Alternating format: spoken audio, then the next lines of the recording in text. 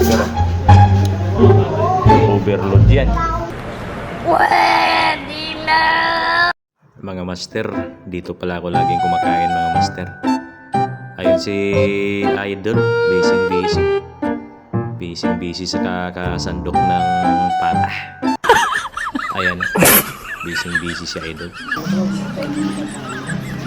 Master, magkano nga yung bulalo nyo, master? 100 tapos libre, ano? Only rice. Sana all.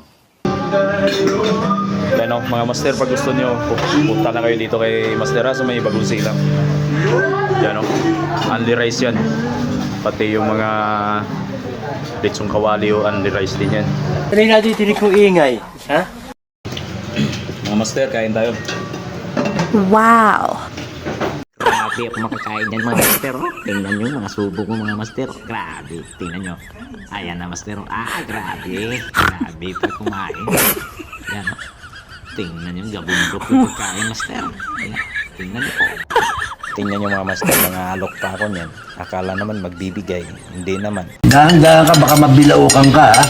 Sarap ng bulalo ni Master dito sa may Bagong Silang. Kaya punta kayo dito bukas dumalo. Gago! Yummy!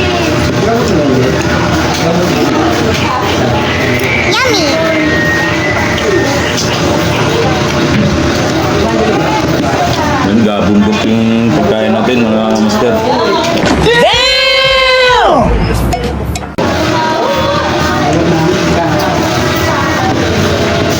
Ito lang yung bisyo kasi natin kain.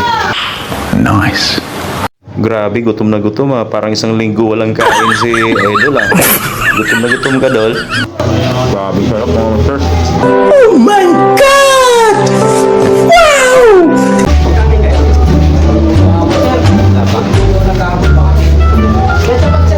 Try natin tinig kong ingay. Ha? Sarap na bulalo dito mga master. Pwede na! Ayan ang mga master, yan yung kinakain ko. Pata, bulalo. Solo order, 100 only rice pa. Si Idol. Nagtatago. Takot sa lalaki. Babae pala. Gago! Alam mo Idol, mas masakit pa dyan sa napaso kapag nasaktan ka. Pwede na! Kaya wag ka na magmahal. Sasaktan lang naman din tayo.